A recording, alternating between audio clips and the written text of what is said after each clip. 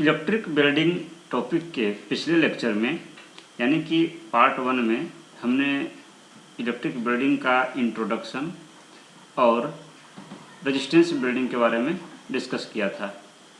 इस लेक्चर में यानी पार्ट 2 में हम लोग इलेक्ट्रिक आर्क वेल्डिंग के बारे में डिस्कस करेंगे। Electric arc welding is the process of joining two metallic pieces due to the heat developed by an arc।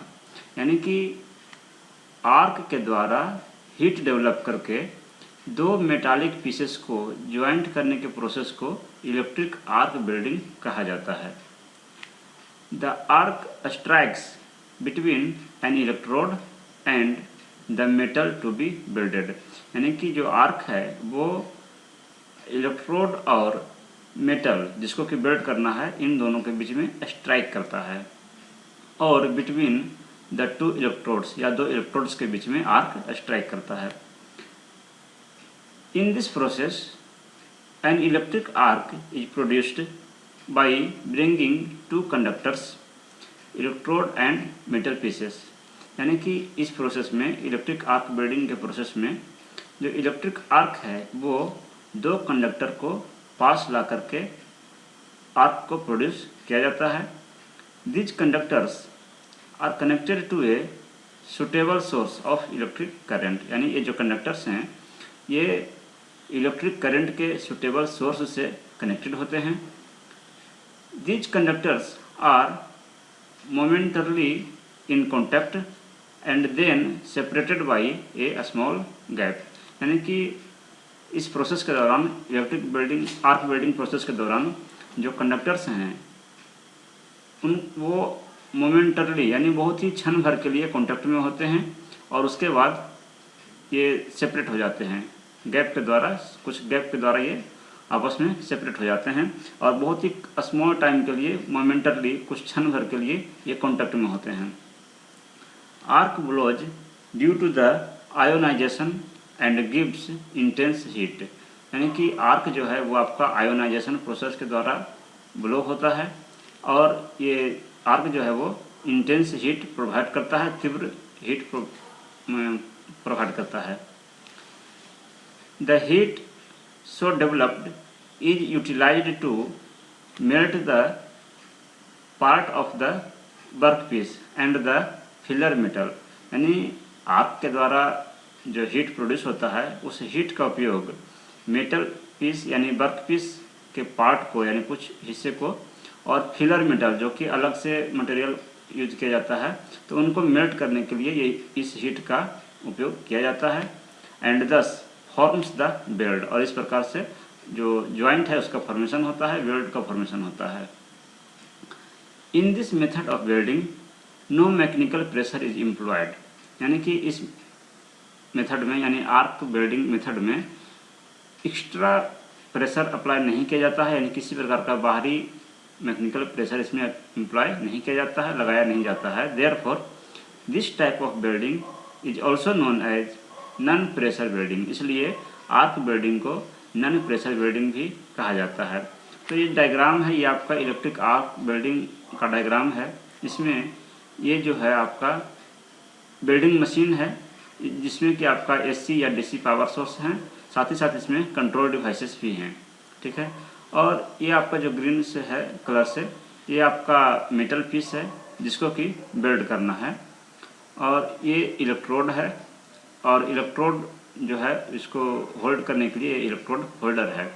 और जो आपका ये वेल्डिंग मशीन है और जो इलेक्ट्रोड होल्डर है ये आपका केबल से यानी वायर से ये कनेक्टेड होते हैं और जब इस मेटल और इलेक्ट्रोड को पास लाया जाता है तो यहाँ पे जो है एक आर्क प्रोड्यूस होता है जैसा कि यहाँ पे आप देख रहे हैं।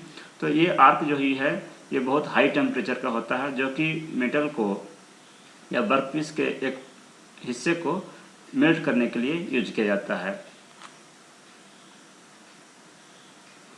When the AC supply is given across the conductors separated by some distance apart, the air gap present between the two conductors get ionized। यानी कि जब एसी सप्लाई कंडक्टर्स के अक्रॉस प्रोवाइड कराया जाता है, तो जो एयर गैप है दोनों कंडक्टर्स के बीच में, उनके बीच का जो एयर है वो आयोनाइज्ड हो जाते हैं, आयनित हो जाते हैं, यानी उनमें चार्ज डेवलप हो जाता है।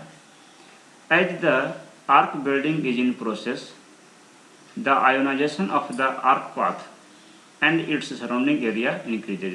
यानी जब आर्क वेल्डिंग जब प्रोसेस में होता है तो उस दौरान आर्क का पाथ जो है जो आयोनाइज्ड है और इसके सराउंडिंग एरिया जो है वो इंक्रीज करते हैं, यानी आर्क का पाथ और इसके सराउंडिंग एरिया का जो आयोनाइजेशन है वो इंक्रीज कर जाता है। This increase in ionisation decreases the resistance of the path. तो इस प्रकार से जो आयोनाइजेशन जब इंक्रीज करता है तो पाथ का रेजिस्टेंस डिक्रीज करता है। दस current increases with the decrease in the voltage of the arc, यानी कि इस प्रकार से फिर आर्क का वोल्टेज डिक्रीज करने के कारण करंट इंक्रीज करता है। It is also known as negative resistance characteristics of the arc, और इस कैरेक्टरिस्टिक्स को, आर्क के इस कैरेक्टरिस्टिक्स को निगेटिव रेजिस्टेंस कहा जाता है। This decrease in the resistance with increase in the current does not remains the arc steadily, यानी कि जब करंट रेजिस्टेंस जब डिक्रीज करता है, रेजिस्टेंस डिक्रीज करने के कारण जो करंट है वो इंक्रीज करता है, जिसके कारण कि जो आर्क है वो स्टेडी नहीं रहता है, स्थिर नहीं रहता है, यानी व्यवस्थित नहीं रहता है। To avoid this difficulty the supply should fall rapidly with the increase in the current, यानी कि इसलिए इस डिफिकल्टी को अवॉइड करने के लिए, यानी कि जब आपका करंट रेजिस्टेंस डिक्रीज करता है तो करंट इंक्रीज कर जाता है निगेटिव रेजिस्टेंस होने के कारण, तो इस डिफिकल्टी को अवॉइड करने के लिए सप्लाई जो है वो आपका डिक्रीज कर जाना चाहिए with the increase in current. जैसे ही करंट इंक्रीज करेगा तो सप्लाई जो है आपका वो रैपिडली तेजी से डिक्रीज कर जाता है, so that any further increase in current is restricted, ताकि कोई भी आगे और करंट इंक्रीज नहीं करे, करंट इंक्रीज को रोका जा सके। For arc welding, the temperature of the arc should be 3500 degree centigrade, यानी आर्क वेल्डिंग होने के लिए, आर्क वेल्डिंग के लिए जो आर्क का टेम्परेचर है वो लगभग 3500 डिग्री सेंटीग्रेड होता है। At this temperature mechanical pressure for melting is not required, यानी कि इस टेम्परेचर पे, इतने हाई टेम्परेचर पे वेल्डिंग करने के लिए या जो आपका आर्क वेल्डिंग के लिए जो मेटल है उसको मेल्ट करने के लिए एक्सटर्नल प्रेशर की आवश्यकता नहीं होती है। मेटल को मेल्ट करने के लिए एक्सटर्नल किसी मैकेनिकल प्रेशर की आवश्यकता नहीं होती है। Both AC and DC can be used in the arc welding, arc welding में एसी या डीसी दोनों ही यूज किए जा सकते हैं।